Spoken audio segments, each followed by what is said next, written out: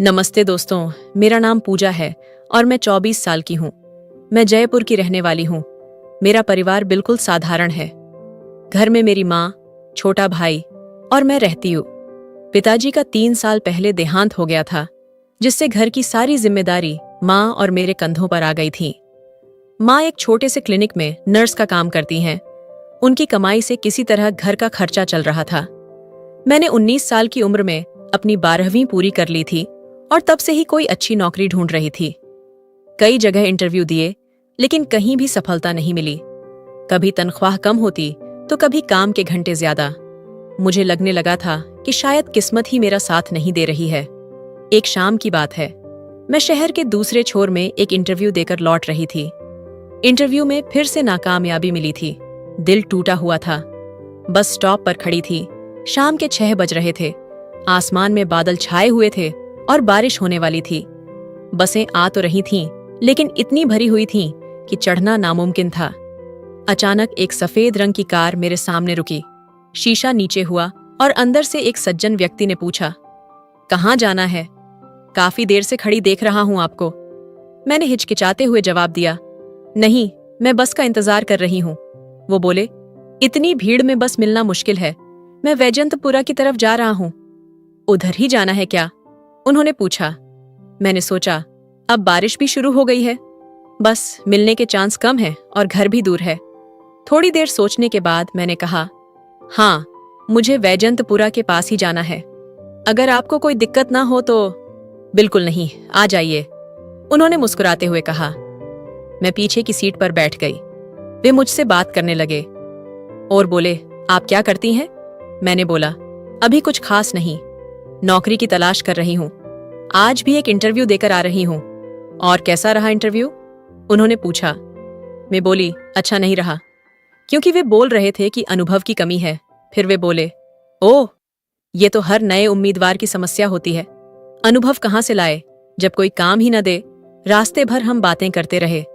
मैंने उन्हें अपने परिवार के बारे में बताया, अपनी पढ़ाई के बारे में, और यह भी कि कैसे मुझे नौकरी की सख्त जरूरत है।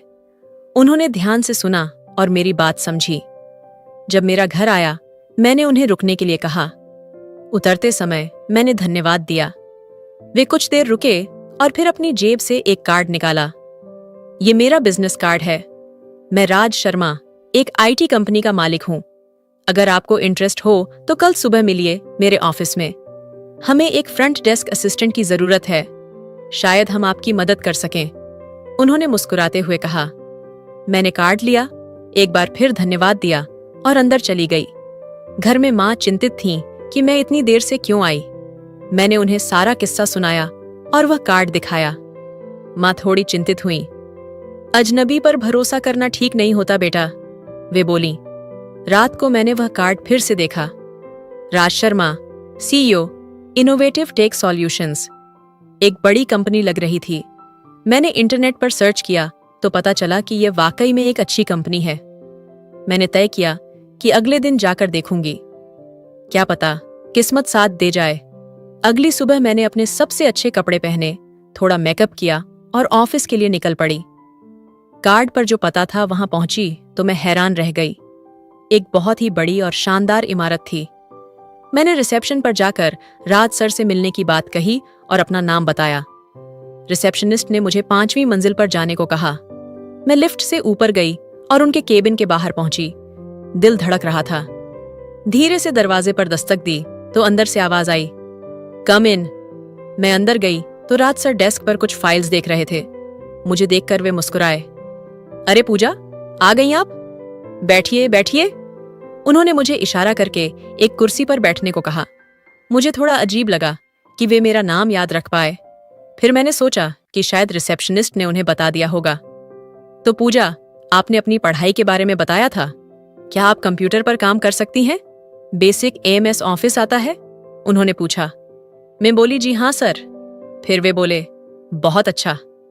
देखिए, मैं आपको डायरेक्ट नौकरी नहीं दे सकता, लेकिन 1 महीने का इंटर्नशिप ऑफर कर सकता हूं।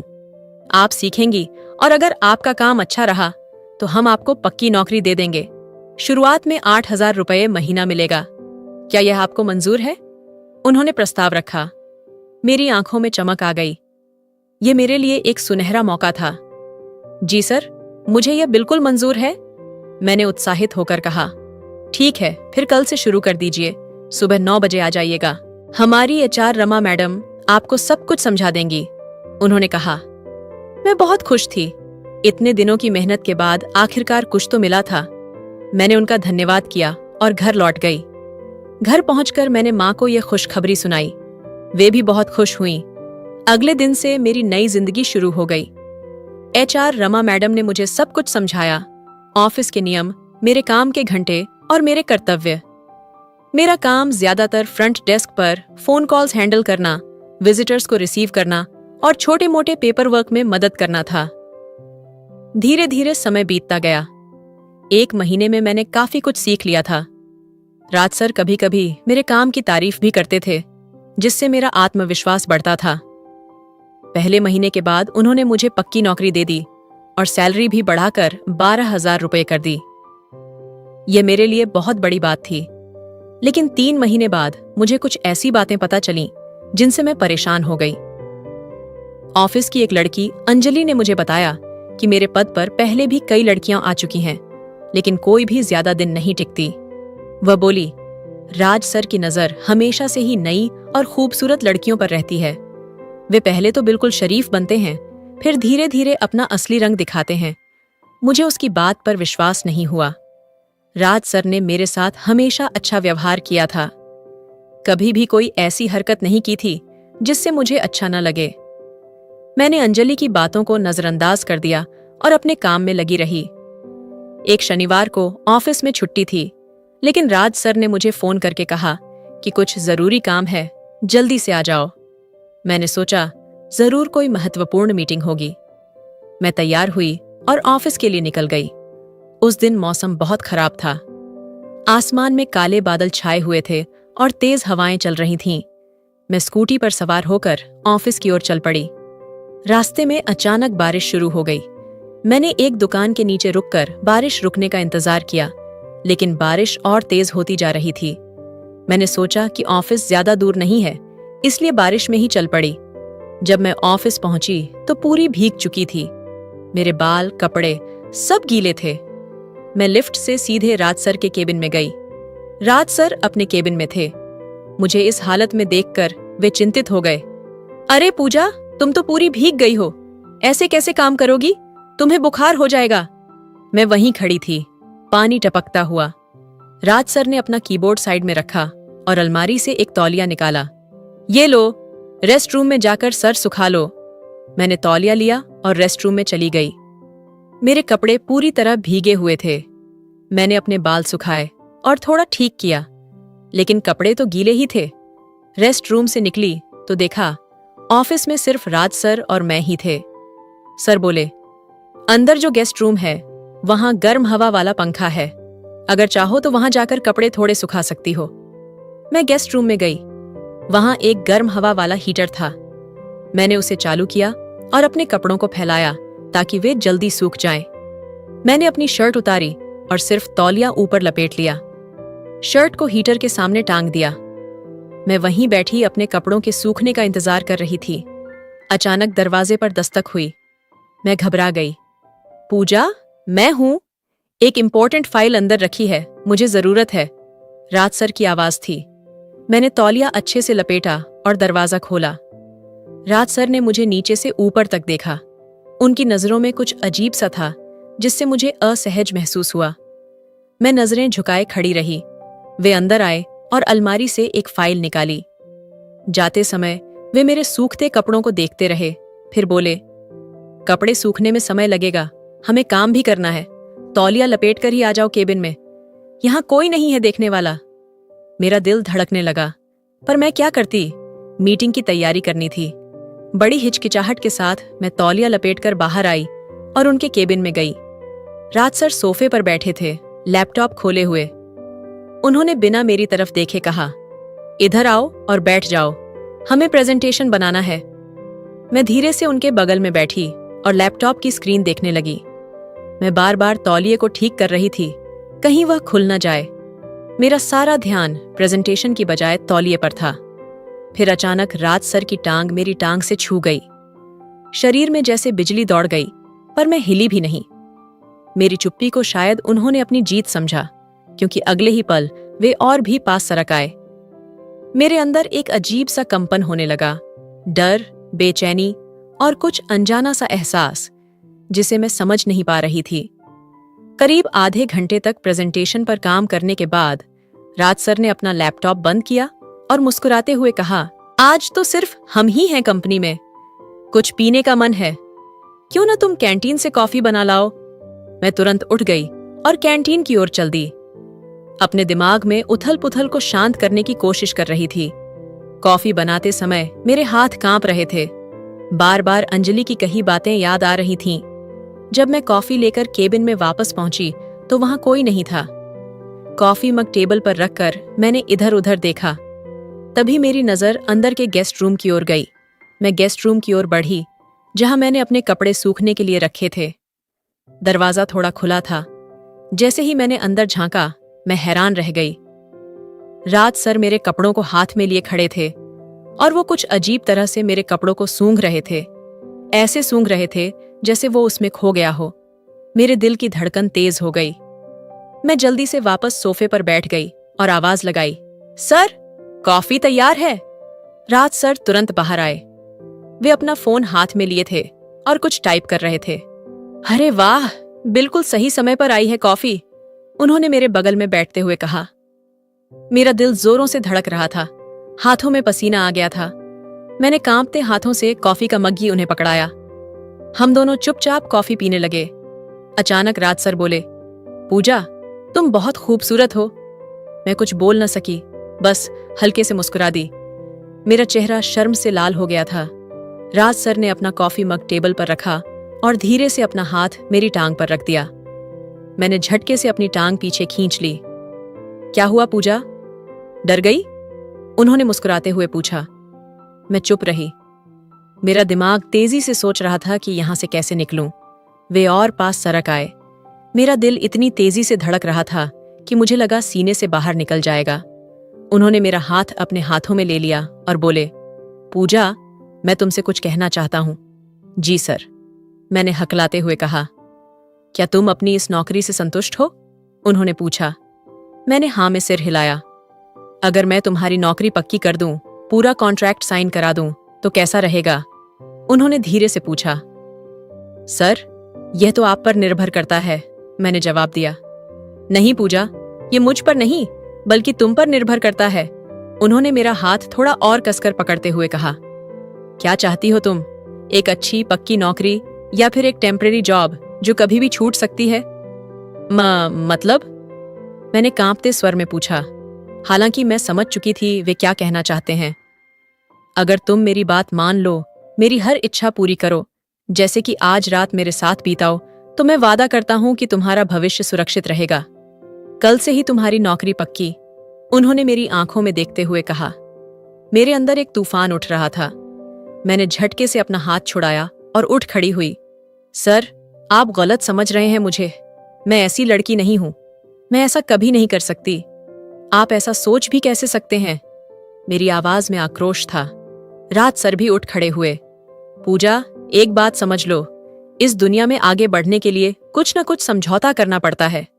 मैं तुम्हें मजबूर नहीं कर रहा हूं। तुम्हारी मर्जी। मैं तुम्हें और तुम्हारे परिवार को हर तरह से सपोर्ट करूंगा। तुम्हारी माँ, तुम्हारा भाई, सबकी जिंदगी बदल सकती है। वे दरवाजे की ओर बढ़े और बोले, मैं नीचे जाकर एक सिगरेट पीकर आता हूं। अगर यहां रहोगी तो समझूंगा कि तुम राजी हो, वरना चली जाना। कोई बुरा नहीं मानूंगा और जो अभी तक चल रहा है वैसे ही चलता रहेगा।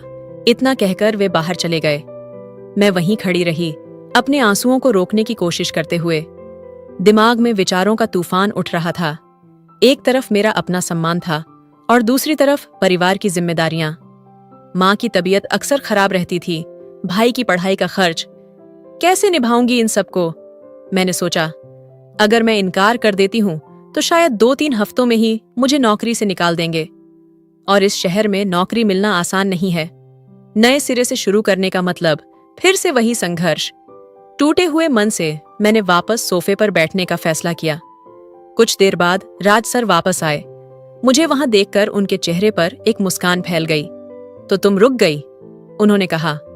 मतलब तुम मेरी शर्तें मानने को तैयार हो? मैंने उनकी ओर देखा। मेरी आंखें नम थीं। हाँ, लेकिन आपको पहले मेरी नौकरी पक्की करनी होगी। बिल्कुल, कल ही सारे कागजात तैयार कर दूंगा, उन्होंने खुशी से कहा। उस दिन वे मुझे अपनी कार से घर छोड़ने गए।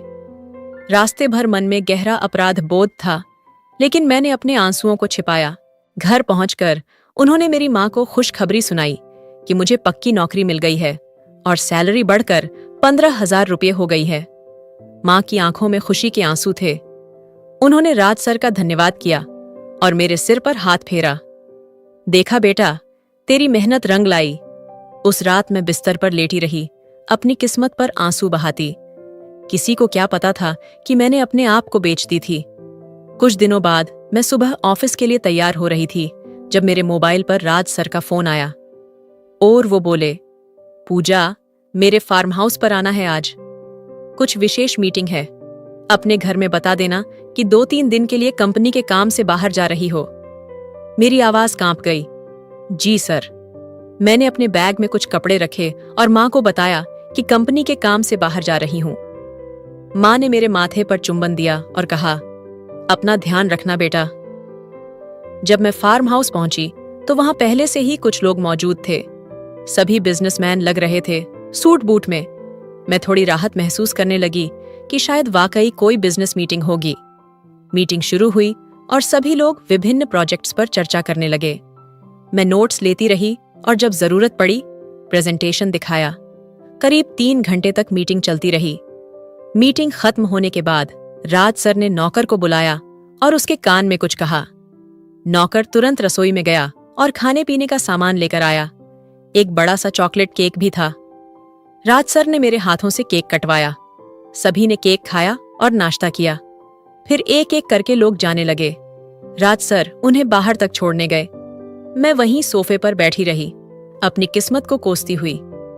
जब राज सर वापस आए तो मैंने देखा कि एक आदमी अभी भी वहीं था, वही जिसने मीटिंग में सबसे ज्यादा बोला था और जिसे राज सर बहुत सम्मान से देख रहे थे।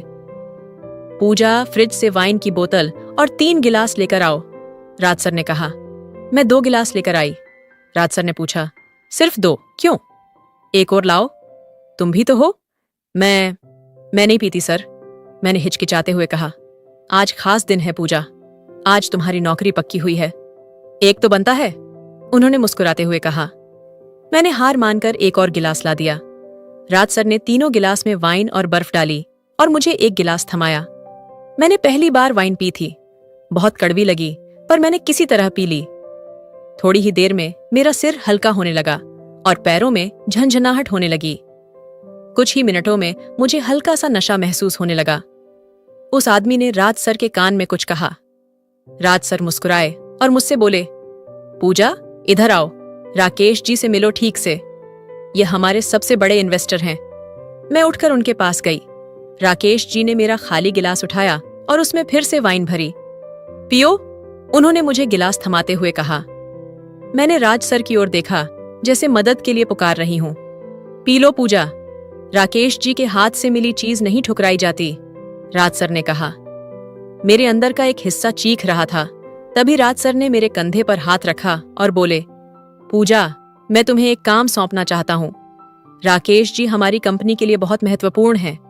ये 2 दिन यहां रहेंगे और मुझे चाहिए कि तुम इनका ख्याल रखो। मेरा माथा ठनका। मतलब सर, इनकी देखभाल करनी है? राज सर मुस्कुराए। उनकी आंखों में एक अजीब सी चमक थी। तुम समझदार हो पूजा, बाकी सब समझ ही गई होगी। मेरे मुंह से निकला, जी सर। हालांकि मेरा मन चीख चीख कर इनकार कर रहा था। अच्छा, अब मैं जा रहा हूं, कोई समस्या हो तो फोन करना।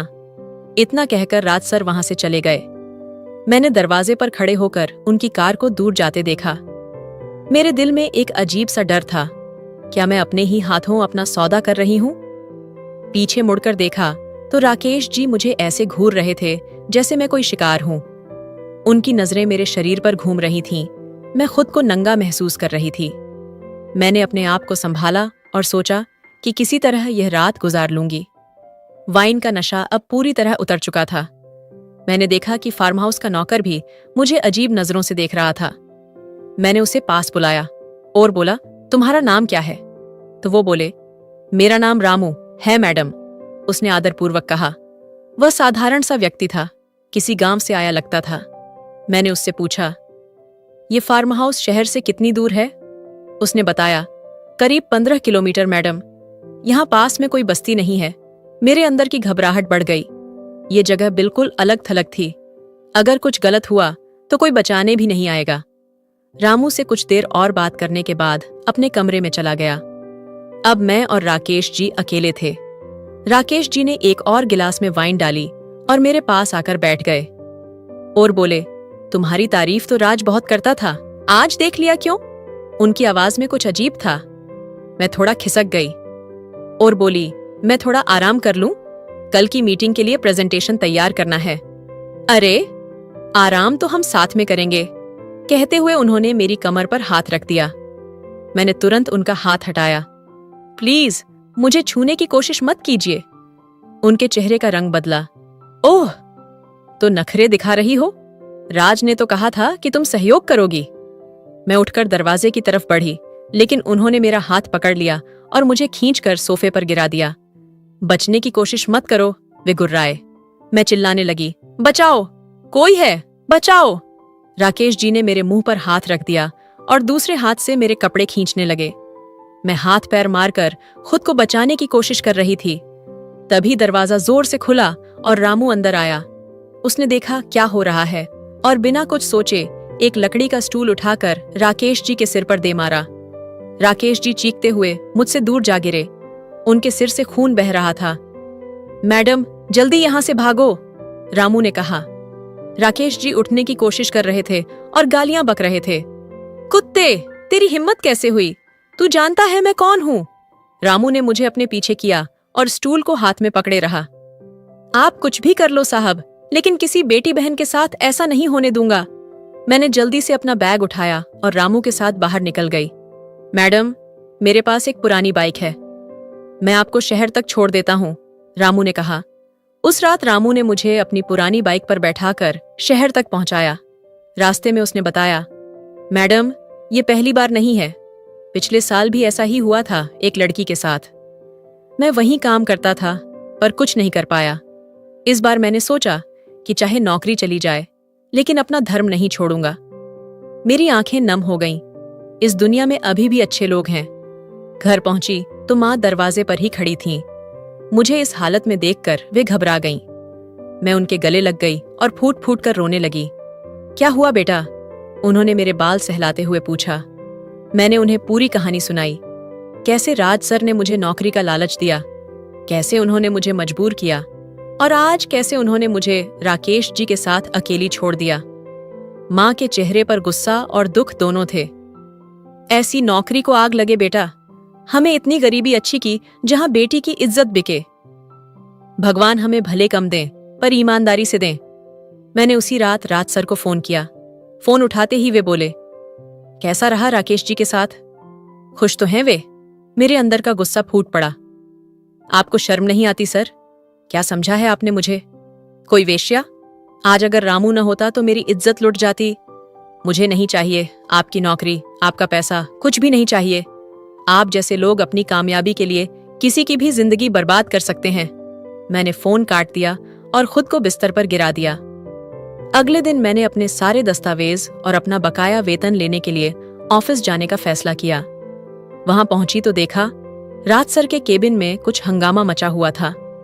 मैंने अंजलि से पूछा तो पता चला कि रात में पुलिस आई थी और राकेश जी की शिकायत पर राज सर को गिरफ्तार किया गया था।